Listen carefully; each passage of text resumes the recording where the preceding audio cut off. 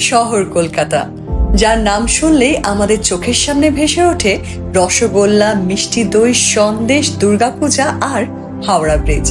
হ্যাঁ, আমাদের iconic Howrah bridge, যাকে ছাড়া কলকাতার সব গল্পই কিন্তু অসম্পূর্ণ থেকে যায়। ব্রিটিশ আমলে তৈরি এই ব্রিজটি আজও উন্নত মানের ইঞ্জিনিয়ারিং এর এক অন্যতম নিদর্শন। পুরো ব্রিজটির মাঝখানে কোথাও কোনো পিলার নেই। বিশাল আকার এই ব্রিজটি দাঁড়িয়ে আছে মাত্র দুদিকে দুটি পিলারের উপরে। উন্নত মানের প্রযুক্তির সাথে সাথে নানান সত্যি মিথ্যা কাহিনী সংযোজন এই হাওড়া ব্রিজকে আমাদের কাছে আরো আকর্ষণীয় করে তুলেছে। হাওড়া ব্রিজ তৈরির সময় আদৌ কি কোনো মানুষের বলি দেওয়া হয়েছিল?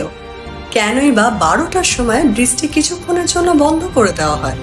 আর সত্যিই কি কোনো চাবি দিয়ে ব্রিজটি দুভাগে খোলা যায়? নমস্কার, ওয়েলকাম টু বং ন্যারেটর।